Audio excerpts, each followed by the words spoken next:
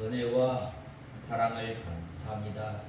지난 한 주간 저희들을 사경회를 통해서 하나님 아버지 저희의 메마른 심령에 단비와 같은 귀한 말씀을 허락하여 주시고, 이제는 저희들이 예수 그리스도와 함께 있는 저희들이 이 데살로니가 교회가 믿음의 행위와 사랑의 수고와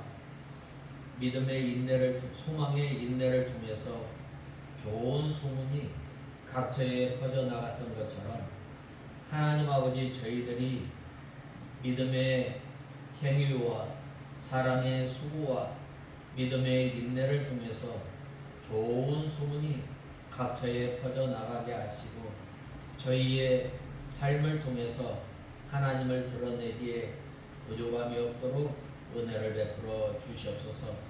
하나님 아버지, 한 날 한 날 살아가면서 저희들이 몸으로 마음으로 또 주님을 멀리 떠났던 것을 불쌍히 여겨주시고, 하나님 아버지 이 시간 저희들 하나님의 말씀을 받을 때에 사람의 말로 받지 아니하고 하나님의 말씀으로 받아서 그 말씀이 우리 심령 가운데 잘 새겨져서 이 말씀이 우리의 생명이 되게 하시고 우리의 능력이 되어서 한 날 한 날 살아갈 때에 주님을 기쁘시게 하는 저희들 되게 하여 주시고, 저희의 삶을 통해서 예수 그리스도가 나타나게 하시고 예수 그리스도의 귀한 복음이 우리를 통해서 전해지며 또 우리를 통해서 예수 그리스도의 사랑과 향기를 나타내는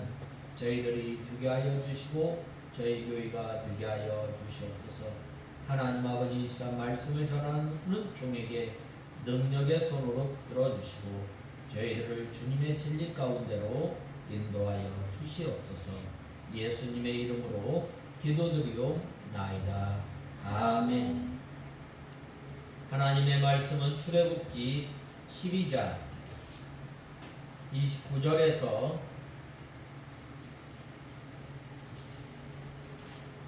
42절까지 봉독해 올리겠습니다. 12장 29절에서 42절.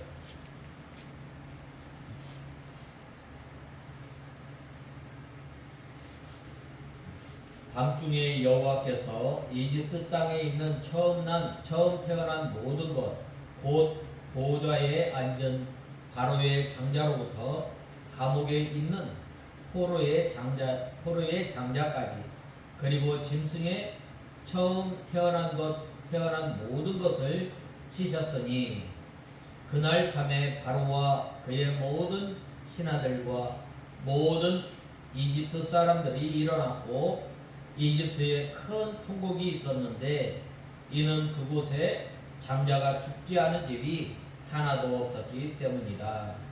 밤에 바로가 모세와 아론을 불러 말했다.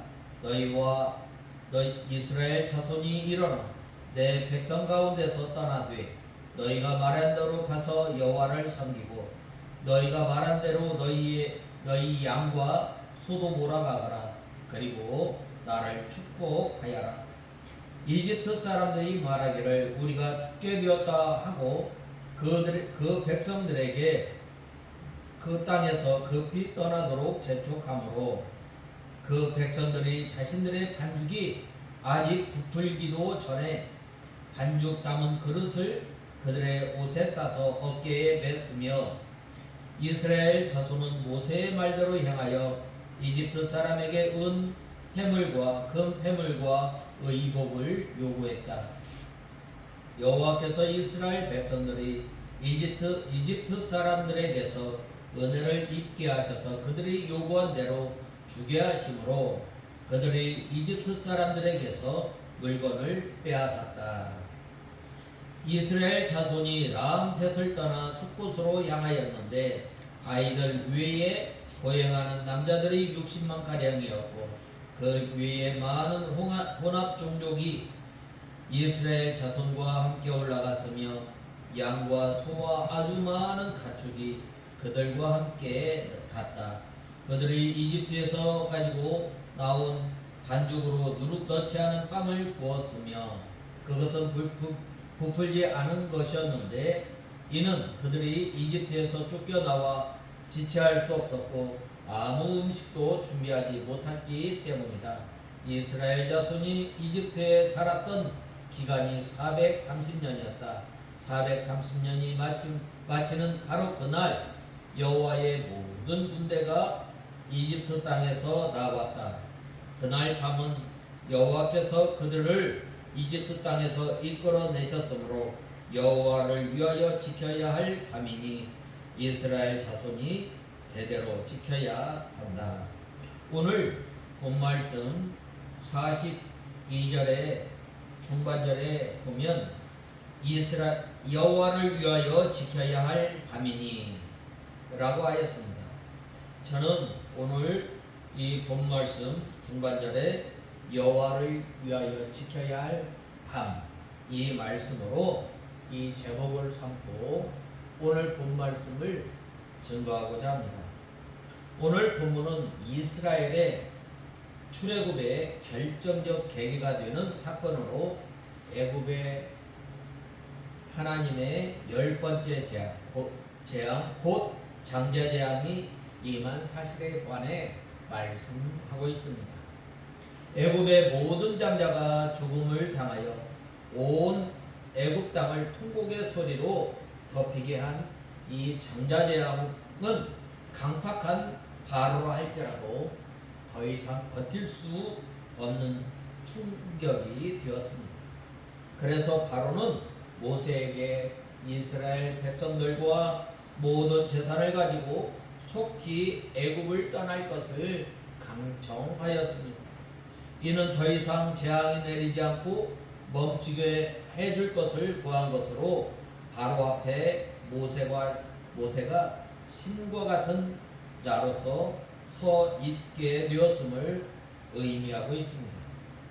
이스라엘 백성들은 모세의 명령을 따라 애굽 사람들에게 은, 금, 해물을 구하여 원하는 것은 다 받아서 출애굽하게 되었는데 이로써 하나님께서 모세에게 약속하신 대로 여호와의 크고 위대하심이 온 애굽과 주변 국가에 증거하면서 이스라엘 백성들은 이 해방의 날을 맞이하게 되었습니다. 이 본문을 보면 마침내 애굽의 하나님의 최종 심판이 임하였습니다. 저 하나님께서 장자재앙으로 애굽 사람들을 치신 것입니다. 여기에서 우리가 주목할 것은 애굽에 대한 하나님의 심판의 결과입니다. 애굽에 대한 하나님의 심판은 애굽 사람들과 이스라엘 사람들에게 정반대의 결과를 가져오게 되었습니다. 즉 애굽 사람들과 이스라엘 백성들은 창조적으로 동일하게 하나님의 심판이 내려진 땅에 있었지만 애굽 사람들은 장자의 죽음으로 인해 큰 슬픔을 당하였던 반면 이스라엘 백성들은 오히려 애굽의 종살이에서 해방되는 기쁨을 누리게 된 것입니다. 이러한 상황은 세상에 대한 하나님의 최후 심판에도 그대로 이루어질 것을 말씀하고 있습니다. 사실 인생은 불의한 자나 의로운 자나 마지막 때에는 하나님의 심판대 앞에서 공의로운 하나님으로부터 심판을 받게 됩니다. 이에 관하여 전도서 기자는 의인과 악인을 하나님이 심판하시리라 라고 하였고 또 이 전도서 3장 17절에 말씀하셨고 히브리서 기자는 한 번 죽는 것은 사람에게 정한 것이요 그 후에는 심판이 있으리니 라고 히브리서 9장 27절에 말씀하고 있습니다. 중요한 것은 그 심판의 성격과 그 결과가 전혀 다르다는 말입니다. 즉 하나님의 최후 심판은 불의한 사람에게는, 믿지 않는 사람들에게는 그들의 악행에 대한 형벌의 성격을 가진 것으로 말미암아 멸망과 슬픔을 가져다주는 반면, 의인에게는, 믿는 성도들에게는 그들의 수고에 대한 보상과 하나님의 약속에 대한 성취의 성격을 가진 것으로 구원과 기쁨을 가져다주는 것이다 할 수 있습니다. 다시 말해서 최후 심판은 불의한 자에게는 멸망의 슬픔으로, 우리 성도들에게는 구원의 감격으로 다가오게 되는 것입니다. 그러므로 우리 성도들은 하나님의 심판을 불의한 자들과 같이 두려움 가운데 맞을 것이 아니라, 우리 성도들의 구원이 최종 완성하는 결정적 계기가 됨을 우리가 깨달아 예수 그리스도를 믿는 믿음 위에 굳게 서서 믿음과 소망으로 하나님의 최후 심판을 기다리며 믿음의 선한 싸움을 싸워나가는 저와 여러분이 다 되어야 하겠습니다. 그래서 오늘 본 말씀 42절 중반절에 뭐라고 말씀하였어요? 여호와를 위하여 지켜야 할 밤. 이 밤은 어떤 밤인가? 이 심판의 밤입니다. 밤중에 여호와께서 처음 난 것을 다 치심에 그 나라에 사망치 아니한 집이 하나도 없었음이더라 라고 말씀하고 있습니다.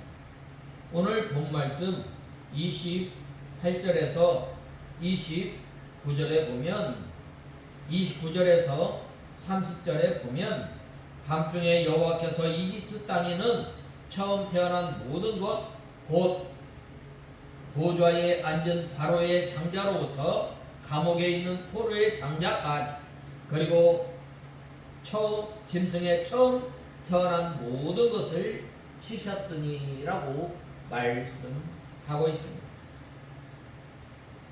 여호와 하나님께서 말씀하신 대로 그 밤에 장자를 죽이는 재앙을 내려서 애굽 왕 바로의 장자로부터 옥에 갇힌 사람의 장자에 이르기까지, 또 생축에 처음 난 것을 다 죽이셨습니다.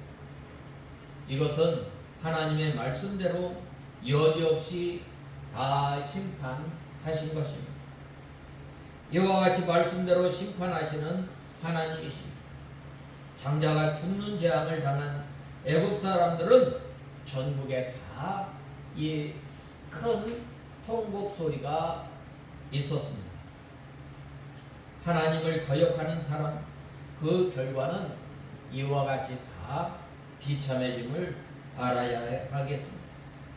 히브리서 10장 31절에 살아계신 하나님의 손에 빠져 들어가는 것이 무서울진저라고 하였습니다. 그러므로 우리가 이 복음을 전할 때 예수 믿으면 구원받습니다. 그러나 믿지 않으면 지옥에 갑니다. 하나님의 심판이 임합니다. 우리가 이 세상에 살아가는 것, 반드시 이 사망이 있습니다. 똑같이 믿는 사람이나 믿지 않는 사람이나 사망이 이르지만 그 결과는 판이하게 다름을 알 수 있습니다. 오늘 본 말씀 29절에서 30절에 보면, 하나님께서 애굽 땅의 모든 장자를 치심에 사망치 아니한 집이 하나도 없다라고 증거하고 있습니다. 오늘 이 본문에서 이 바로의 장자로부터 옥에 갇힌 사람의 장자까지라는 표현은 최고의 권세자나 또 가장 비천한 사람이나 상관없이 모든 애굽 사람들의 집에 죽음이 임하였음을 의미하고 있습니다. 즉 애굽 사람들 가운데 장자재앙에서 피한 사람은 아무도 없었다는 말입니다. 이는 세상 마지막 날 임할 이 하나님의 심판의 보편적 성격을 그대로 나타내주고 있습니다. 즉 하나님께서 마지막 심판을 행하실 때에는 세상에 누구도 그 심판에서부터 벗어날 자가 없음을 말씀하고 있습니다. 오직 6월절 어린 양의 피가 발라진 그 집에 있던 이스라엘 백성들만이 장차 재앙에서 구원을 받았던 것처럼 어린 양 되시는 그리스도 안에 숨기는 자 이외에는 누구도 마지막 때에 심판의 멸망을 피할 수 없음을 말씀하고 있습니다. 사람들은 흔히 어떤 위험과 사고에 대해서 자식만은 예외가 될 것이라 생각할 수 있습니다. 그래서 인류에 대해 심판이 있다고 외쳐도 자신에게는 그런 심각한 일이 임하지 않을 것이라고 믿고 그 말씀을 받지 않는 경우들을 보게 됩니다. 그러나 예수를 믿지 않는다면 누구나 심판을 받아 영원한 지옥불에 던져진다는 것이 변할 수 없는 진리임을 성경은 증거하고 있습니다. 우리들은 모두 보통 이 복음을 전할 때에 예수 믿으세요. 예수 믿으면 구원받고 복을 받습니다. 반드시 우리가 증거해야 할 것은 하나님의 구원과 심판을 동일하게 증거해야 합니다. 우리가 이 죄에 대한 그 결과에 대해서 예수 그리스도를 믿지 않음으로 말미암아 나타나는 그 결과에 대해서는 우리가 말하지 않는 경우가 많이 있습니다. 그러나 말을 해야 하는 것입니다. 우리가 참 구원을 얻고 우리가 참 하나님의 백성이 되는 것은 바로 천하의 어느 이름으로도 구원받을 만한 이름이 없는데 바로 그것은 주 예수를 믿는 것입니다. 왜 우리가 이 지옥 심판에 대해서는 왜 증거하지 않아요? 세상 사람들이 듣기 싫어하기 때문입니다.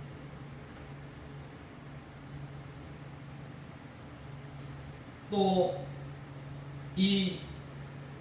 우리가 이 복음에는 이 예수 그리스도를 믿으면 구원받는다는 구원의 말씀이 있는 반면 예수를 믿지 않으면 형벌을 받아 멸망을 받는다는 심판의 말씀도 있음을 우리는 잊지 말아야 하겠습니다. 참으로 이 복음을 믿으면 좋고 또 안 믿어도 본전이 아니라 삶과 죽음의 절박한 문제임을 알아야 하겠습니다. 따라서 우리는 구원의 말씀과 함께 심판의 경고도 분명하게 전하여 사람들이 회개하고 주를 영접하고 또 주님께 인도하는 데에 우리가 힘을 써야 하겠습니다. 이때 당시에 보면은 이 어린 양을 잡아 먹고 또 문설주와 임방에 바르게 되는 것. 이집트 사람들이 몰랐겠어요. 그러나 그들은 행하지 않았던 것. 오늘날도 마찬가지예요. 주 예수를 믿으라. 그리하면 너와 내 집이 구원을 얻을 것이라 라고 우리가 이 전도를 하고 또 하나님의 말씀을 선포하지만 어떻게 돼요? 믿지 않는 사람들이 많아요. 오히려 코웃음 치는 거예요. 기독교가 너무 배타적이다. 너무 독선적이다. 왜 예수만 믿으면 예수에게만 구원이 있는가? 라고 하는 사람들이 많이 있습니다. 우리의 구원은 누구에게? 예수님에게만 있음을 알아야 하겠습니다. 요한복음 14장 6절에 보면 뭐라고 말씀하였어요? 내가 곧 길이요 진리요 생명이니라고 말씀하고 있습니다.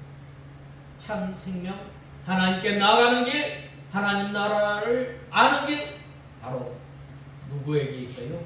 바로 예수님에게 있음을 알아야 하겠습니다. 그 다음에 두 번째로 밤에 바로와 모세와 아론을 불러서 내 백성 가운데 떠나서 너희 말대로 가서 여호와를 섬기며라고 말씀하고 있습니다. 오늘 본 말씀 31절에서 32절에 보면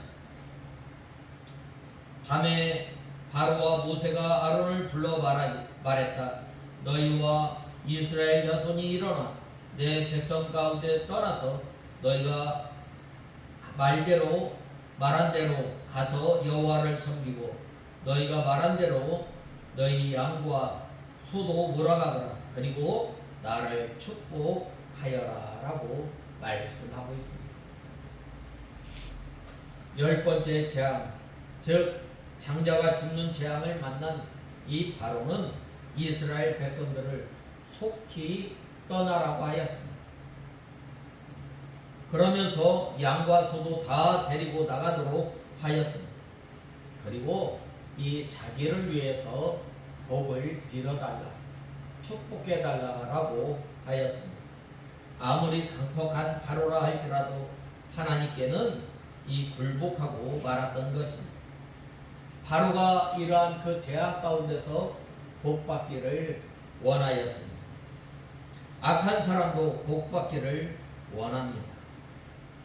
본 말씀 31절에 보면 바로가 모세를 불러 이스라엘 백성들을 데리고 나가서 너희의 말대로 여호와를 섬기라라고 하였습니다.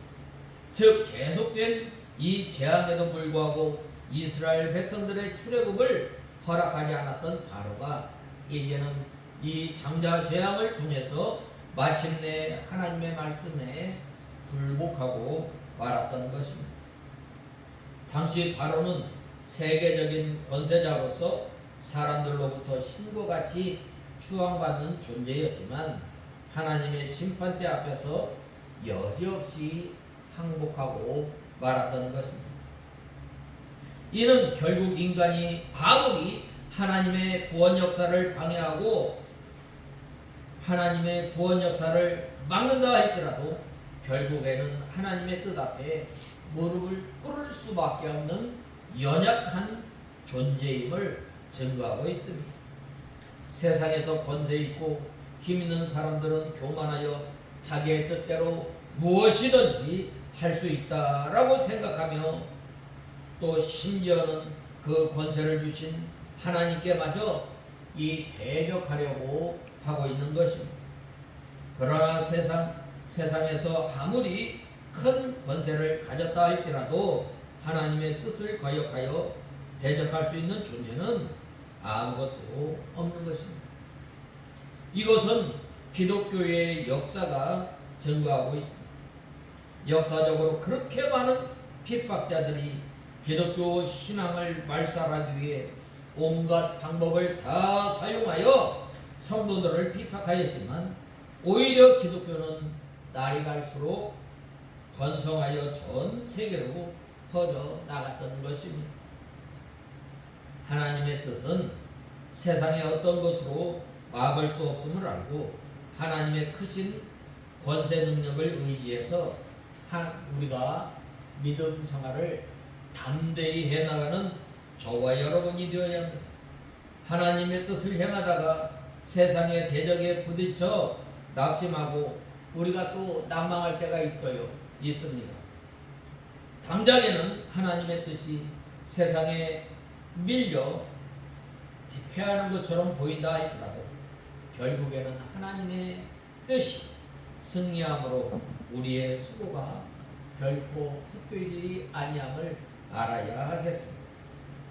오늘 본 말씀 32절에 보면 바로가 모세에게 이스라엘의 출애굽을 허락할 뿐만 아니라 자신을 위하여 이 축복해 줄 것을 요청하였습니다. 그런데 바로는 스스로 신으로 자처하였을 뿐만 아니라 백성들로부터 신으로 추앙받는 인물이었습니다. 그런 사람이 모세에게 축복해달라고 한 것은 곧 모세를 신으로 대접한 것으로 모세의 바로에 대한 통쾌한 승리를 의미하고 있습니다. 이것은 모세로 바로에게 신이 되게 하시겠다던 하나님의 말씀의 성취이기도 합니다. 모세가 처음에는 바로를 찾아갔을 때에 바로는 모세를 무시하고 멸시하였습니다. 그러나 하나님의 크신 사랑이 나타나자, 크신 권능이 나타났을 때 바로는 마침내 모세를 신으로 대접하면서 축복을 간구하였습니다. 즉 물론 모세는 스스로 바로 위에 신과 같이 되려고 하지 않았습니다. 그는 단지 세상의 원세에 굴복하지 아니하고 하나님의 명령에 따라 순종하였을 뿐입니다. 그리고 그가 순종했을 때에 하나님의 영광이 밝게 드러났고 그 하나님의 영광은 모세를 영광스럽게 만들었던 것입니다. 이러한 성도가 이처럼 하나님의 백성들이 세상 사람들로부터 존경과 높임의 대상이 되는 것은 스스로 높아지려고 해서 되는 것이 아니라 그것은 오직 예수 그리스도를 본받아 하나님의 뜻을 행함으로 가능해지는 것입니다. 우리가 세상 사람들로부터 존경을 받고 우리가 세상 사람들로부터 높임을 받기 원한다면 우리는 어떻게 해야 돼요? 바로 예수님을 본받는 생활을 해야 합니다. 예수님께서 겸손하였던 거죠. 우리가 겸손하여지고 또 하나님의 말씀을 순종할 때에 어떻게 돼요? 바로 하나님께서 높여주시는 것임을 알아야 하겠습니다. 우리 성도들이 비록 세상적으로 볼 때에 보잘것없이 세상 사람들에게 멸망받는다 할지라도 그가 진정 하나님의 뜻에 순종하기만 하면 하나님께서는 세상의 모든 권세보다 더 높여주심으로 영광스럽게 해주시는 것.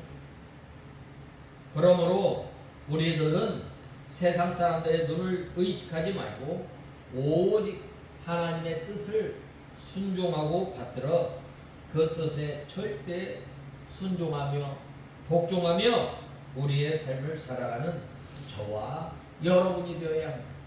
그래야 할 때에 하나님께서 높여주십니다. 우리가 세상 사람들과 비교해 볼 때 나을 것이 뭐가 있습니까? 문거롭고 천하고 무식한 우리들을 통해서 하나님의 백성으로 삼아주신 것은 우리로 하여금 하나님을 높이며 드높이며 하나님께 영광 돌리는 그 삶을 살아갈 때에 세상 사람들이 우리를 귀히 여겨주십니다. 또 이 오늘 본문에 보면 이 양도 뭐라고 하고 또 응급회물을 구한 것. 왜 그래요? 바로 그것은 하나님께서 승리하신 전리품이고 또 이스라엘 백성들이 430년 동안 종살이하였던 그 노동의 대가임을 말씀하고 있습니다. 그 다음에 이 세 번째로 애굽 사람들은 우리가 다 죽은 자가 되었도다라고 하였습니다. 오늘 본 말씀 33절에서 34절에 보면 이집트 사람들이 말하기를 우리가 모두 죽게 되었다 하고 그 백성들에게 그 땅에서 급히 떠나도록 재촉함으로 그 백성들이 자신들의 반죽이 아직 부풀기도 전에 반죽 담은 그릇을 그들의 옷에 싸서 어깨에 메었으며 라고 말씀하고 있습니다. 이 백성들도 두려워하여 이스라엘 백성들을 속히 보내고자 하였습니다. 왜 이 10가지 재앙이 왜 왔는가? 왜 왔어요? 바로가 하나님의 명령을 불순종하였기 때문에. 오히려 바울은 이 바로 왕은 이 하나님의 말씀을 불순종하였을 뿐만 아니라 어떻게 하였어요? 더욱더 강팍하여졌다라고 말씀하고 있습니다. 애국 백성들이 속히 나가라고 재촉함으로 이스라엘 백성들은 이 짐을 챙길 여유가 없게 되었습니다. 하나님께서 이렇게 될 것을 아시고 이스라엘로 하여금 허리에 띠를 띠고 발에 신을 신고 지팡이를 잡고 유월절 어린 양을 잡아먹도록 하신 것입니다. 발효하지 못한 반죽을 담은 그릇을 옷에 싸서 어깨에 메고 나설 정도면 얼마나 황급하게 이 나서게 된 것을 알 수 있습니다. 그러므로 주님의 명령이 떨어지면 이와 같이 급히 순종해야 합니다. 오늘 본 말씀 33절에 보면 장자 재앙을 동안 이집트 사람들은 우리가 다 죽게 되었다라고 탄식하였습니다. 이는 정녕 우리가 다 죽게 되었구나라는 뜻으로 애굽 사람들이 장자의 죽음으로 말미암아 자신들의 생명까지 다 잃게 될 것이라는 극한 두려움에 빠졌음을 나타내고 있습니다. 실로 장자란 모든 가족을 대표하는 존재인데 그런 장자가 죽임을 당했다는 것은 곧 모든 애국 백성들이 죽음을 상징하는 것이었습니다. 그러므로 애국 사람들은 만약 이스라엘 백성들을 더 붙잡아 둔다면 틀림없이 모든 애국 사람들이 다 죽게 됨을 당하게 될 것이라고 생각하게 된 것입니다. 그러한 이유로 애국 사람들은 한시라도 이스라엘 백성들을 빨리 애굽에서 내보내려고 안간힘을 썼던 것입니다. 그들은 아침이 오기를 기다릴 수조차 없었습니다.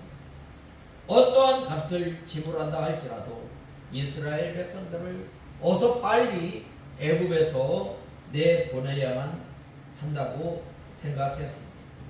왜냐하면 그것이 그들이 살 수 있는 유일한 길이라고 생각했기 때문입니다. 그래서 그들은 이스라엘 백성들이 요구하는 것이라면 무엇이든지 다 들어주었던 것입니다. 그들은 자신의 생명을 속하는 값으로 하나님께 예물을 드렸고 이스라엘 백성들은 하나님의 승리로 인하여 얻은 전리품을 나누었던 것입니다. 이처럼 애굽 사람들은 하나님의 재앙이 곧 자신들의 생사의 문제임을 인식하게 되었을 때에 지체 없이 하나님의 명령에 순종하였던 것입니다. 만약 그들이 조금이라도 그 사실을 일찍 깨달았다면 그들은 결코 장자를 잃는 슬픔을 당하지 않았을 것입니다. 하나님을 두려워하지 않고 그의 심판을 가볍게 여겼던 바로와 애굽 사람들의 교만이 바로 그 자신들을 이처럼 비참한 지경으로 몰아넣었던 것입니다. 하나님의 심판을 결코 가볍게 여겨서는 안 됩니다. 그것은 단순히 옳고 그름에 따라 상벌을 가리키는 문제가 아니라 살고 죽는 문제입니다. 영생과 영벌에 처해지는 문제인 것입니다. 하나님의 뜻에 합하면 살고 그렇지 않으면 죽되 단지 죽음에서 끝나는 것이 아니라 영원히 꺼지지 않는 유황불 속에서 영원토록 고통을 당하게 된다는 말입니다. 이 얼마나 이 두려운 일이겠어요. 그래서 사도 바울은 빌립보 사람들에게 두렵고 떨림으로 너희 구원을 이루라라고 말씀하고 있습니다. 우리는 진정 하나님의 심판을 두려워하며 그 심판에서 벗어나고자 노력한다면 이 세상의 죄악에 빠지는 것이 곧 영원한 멸망으로 떨어지는 것임을 우리는 알아야 하겠습니다. 하나님의 심판을 두려워해야 하겠습니다. 그리고 이 죄악에 빠지지 않도록 더욱 깨어 경성하는 사람들이 되어야 하겠습니다. 본 말씀 33절에 보면 애굽 사람들은 이스라엘 사람들이 애굽에 있음으로 자신들이 다 죽게 되었다고 말하면서 그들을 재촉하여 속히 애굽에서 내보내려고 하였던 것입니다. 이는 이스라엘 백성들을 노예로 삼아 부려먹으려는 욕심으로 출애굽을 반대하였던 종전의 모습과는 너무나도 대조적인 모습입니다. 애굽 사람들의 자세가 이와 같이 급하게 변한 것은 애굽 이스라엘 백성으로 인하여 자신들에게 하나님의 심판이 임하였음을 알았기 때문입니다. 즉 하나님의 심판으로 인하여 이스라엘 백성들은 애굽 사람들에게 부려먹을 노예에서 두려움의 대상으로 변하였습니다. 이스라엘 백성 자체는 변한 것이 없었지만 하나님께서 심판을 향하실 때에 이스라엘 백성들의 위상이 크나큰 변화가 일어났던 것입니다. 이는 바로에게 멸시를 받았던 모세가 하나님의 심판 이후에 바로에게 신과 같은 존재로 된 것과 마찬가지입니다. 우리 성도들이 이 세상을 살아가노라면 때로는 세상 사람들이 볼 때 어리석게 보이고 연약하게 보이므로 조롱과 멸시를 당하기도 합니다. 그것은 하나님의 법이 세상의 법과 같이 남보다 큰 힘을 가지고 다른 사람들을 압제하는 것이 아니라 도리어 다른 사람을 겸손하게 섬기는 것이기 때문입니다. 그러나 우리 성도가 경건의 모습뿐만 아니라 진정한 경건의 능력을 소유하게 되면 세상 사람들에게 두려움의 대상이 될 수밖에 없는 것입니다. 그것은 세상 사람들이 하나님께서 함께 하시는 성도를 볼 때에 상대적으로 악한 자신들의 모습을 보고 심판에 대하여 두려움을 느끼게 되는 바 결과적으로 우리 성도들을 두려워하게 되는 것입니다. 그래서 그들은 성도들로부터 스스로 두려워하게 되고 또 성도들로부터 스스로 떠나든지 아니면 회개하고 하나님께 돌아오게 되는 것입니다. 그러므로 우리 성도들은 언제나 경건의 모습뿐만 아니라 경건의 능력을 가지고 이 세상을 살아가는 저와 여러분이 다 되어야 하겠습니다. 그 다음에 네 번째로 애굽 사람으로 백성에게 은혜를 입히게 하사라고 말씀하고 있습니다. 오늘 본 말씀 35절에서 36절에 보면 이스라엘 자손은 모세의 말대로 행하여 이집트 사람에게 은 패물과 금 패물과 의복을 구했다. 여호와께서 이스라엘 백성들이 이집트 사람들에게서 은혜를 입게 하셔서 그들이 요구한 대로 주게 하심으로 그들이 이집트 사람들에게서 물건을 빼앗았다라고 하였습니다. 하나님께서 이 이집트 사람으로부터 은혜를 입게 하였습니다. 하나님께서 애굽인으로 이스라엘 백성들에게 은혜를 입게 하셨으므로 이스라엘 백성들이 은, 금, 패물을 구할 때에 그 구하는 대로 다 주었습니다. 이제 사람에게는 은금 패물이나 의복이 문제가 아니었습니다. 죽지 않을까 하는 두려움과 또 재앙에 대한 두려움으로 아낌없이 내어주고 속히 나가라고 하였습니다. 이스라엘 백성들은 그 의복과 물품을 취하고 애굽을 떠나게 된 것입니다. 이와 같이 하나님께서는 우리 성도들에게 필요할 때는 이 원수를 통해서라도 풍성하게 해주시는 하나님이십니다. 오늘 본 말씀 35절에서 36절을 보면 하나님께서 이스라엘 백성으로 애굽 사람들의 물품을 취하게 하셨습니다. 하나님께서 이스라엘 백성으로 애굽 백성들의 물품을 취하게 하신 데에는 그만한 명분이 있습니다. 어떤 명분이 있는가? 첫째는 이스라엘 백성들의 애굽에서 강제 노역을 한 것에 대한 정당한 대가의 차원에서였습니다. 그 다음에 그 두 번째는 이스라엘이 여호와의 군대로서 애굽의 바로와 싸워 이겼으므로 전리품의 차원에서 거둬들인 것이었습니다. 그러나 이 두 가지 다 하나님의 특별한 간섭이 아니었으면 이스라엘 백성들이 받을 수 없는 것이었습니다. 우리가 이 세상에 살다 보면 일하고도 이 돈을 받지 못하는 경우가 있고 물건을 팔고도 그 대금을 떼이는 경우가 얼마나 많이 있어요. 상식적으로 생각할 때 있을 수 없는 일이고 있어서는 안 되는 일임에도 불구하고 세상에서는 비일비재한 것이 사실입니다. 많은 기업체들이 일한 대가로 받은 이 어음이 부도가 나서 하루아침에 쓰러지는 것을 자주 보게 됩니다.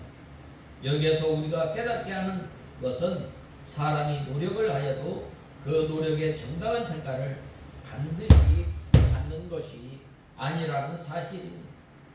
우리가 노력을 하고 그 대가를 받는 것조차도 하나님께서 간섭해야만 가능한 것입니다. 이 사실은 하나님의 은혜가 아니고는 우리가 살아갈 수 없음을 알아야 하겠습니다. 그러므로 우리 성도는 모든 생활 가운데 자신의 힘으로는 살아갈 수 없음을 분명하게 알아야 하겠습니다. 우리 성도는 모든 생활 가운데서 자신의 힘으로는 살아갈 수 없음을 우리가 알고 인정하고 겸손히 하나님의 간섭과 보호를 구하는 저와 여러분이 다 되어야 하겠습니다. 이것이 바로 진정 하나님께서 우리의 삶을 세밀하게 간섭하실 때에만 비로소 영육 간의 평안을 누릴 수 있음을 알아야 하겠습니다. 이스라엘 백성들이 장자의 재앙으로 슬픔에 잠겨 있을 때 한 사람도 멸망하지 않고 해방의 감격을 누리며 이스라엘 백성들이 애굽에서 나올 수 있었습니다. 그것은 그들이 어린 양의 피를 의지하였기 때문입니다. 우리도 어린 양 되시는 예수 그리스도의 피를 의지함으로 부르짖으며 하나님 앞에 나아갈 때에 구원의 기쁨을 누리게 되는 것입니다. 그러므로 우리는 항상 예수 그리스도 안에 거하며 하나님을 떠나지 말아야 하겠습니다.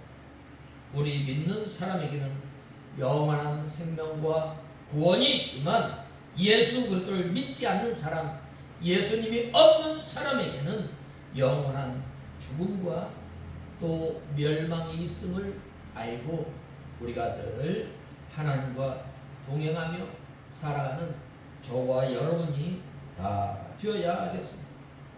마지막으로 다섯 번째로 이스라엘 자손이 발행하여라고 말씀하고 있습니다. 이스라엘 백성들이 애굽 땅 람셋에서 출발하여 수코스에 이르게 되었습니다. 애굽에 나온 사람들은 어린 아이 위에 걸어 다니는 사람 장정만 60만이라고 하였습니다. 또 중단 잡족과 심이 많은 생축이 같이 행하였습니다. 이스라엘 백성들이 40년 동안 참 많이 번성하였습니다. 바로 왕이 학대하면 학대할수록 출애굽기 1장에 보면 뭐라고 말씀하였어요?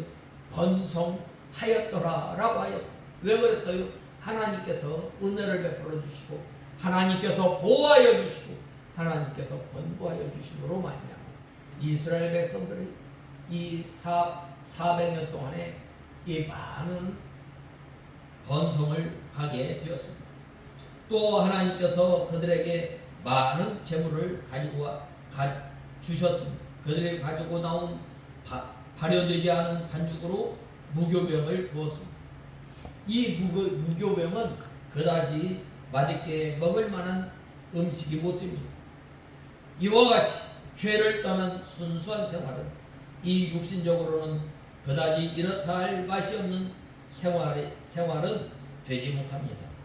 그러나 이 믿음으로 살아갈 때, 영의 생활을 할 때에 자유함과 기쁨으로 그 떡은 더없이 맛이 있어질 것입니다.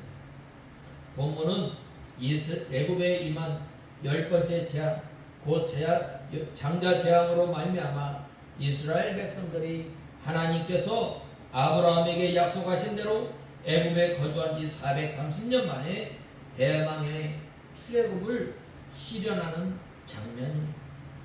이러한 본문을 보면 출애굽하는 이스라엘 백성들의 숫자는 장정만 60만에 달하였습니다. 따라서 출애굽한 이스라엘 백성들의 전체 숫자는 약 200만 가량으로 추정하는데 200만이 넘는 숫자가 때를 지어 나가는 출애굽의 장면은 참으로 장관이었을 것입니다. 특히 이스라엘의 출애굽이 남녀노소 모든 백성들과 모든 가축들까지 함께 이루어진 것은 하나님의 구원의 완전성을 말하고 있습니다. 이것은 장차 택함받은 성도들 가운데 구원받지 못할 자가 하나도 없게 될 것이라는 놀라운 소망을 우리에게 보여주고 있습니다.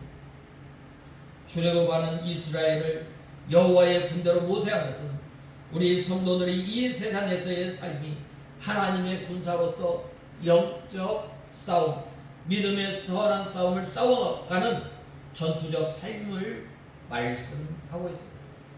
우리 성도가 이 세상에서 구원받고 하나님의 자녀가 된 것은 이제는 우리가 이 세상의 죄악과 싸우는 믿음의 선한 싸움을 싸워 나갈 것을 말씀하고 있습니다.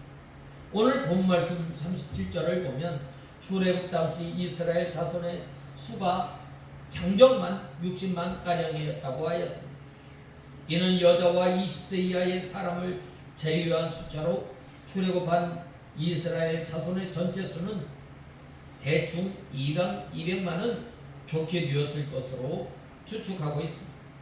430년 전에 이 야곱의 가족이 70명이 요셉의 요청으로 애굽에 이주했던 것을 생각할 때 참으로 놀라운 번성이 아닐 수 없습니다. 그래서 어떤 사람은 성경의 증거를 잘못된 것이라고 주장하기도 하는데, 그러나 이와 같은 이스라엘의 놀라운 번성은 이미 하나님께서 이스라엘 족장들에게 약속하셨던 바였습니다. 그리고 사실 하나님께서 야곱의 가족을 애굽으로 이주하게 하셨던 목적 중 하나도 이스라엘을 단 기간 내에서 번성하시기 위함이었습니다. 즉 애굽의 안정된 번영과 풍성한 식량 그리고 좋은 자연 환경은 이스라엘의 번성에 더없이 적합했던 것입니다.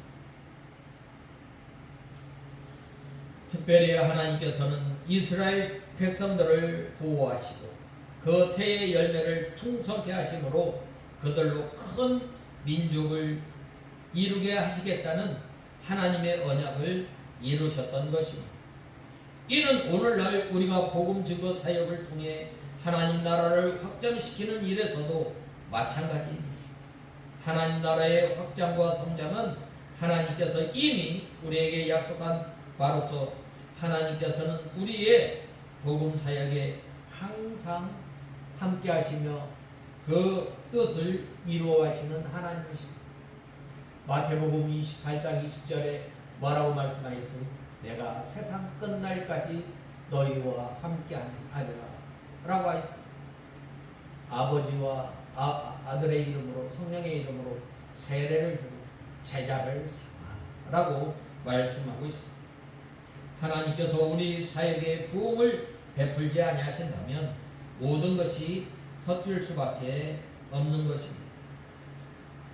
그러나 우리가 부족하여도 하나님께서 부흥을 허락하시면 하나님께서는 놀랍게 성장할 것이요 결국에는 세계 모든 민족에게 복음의 증거될 것입니다.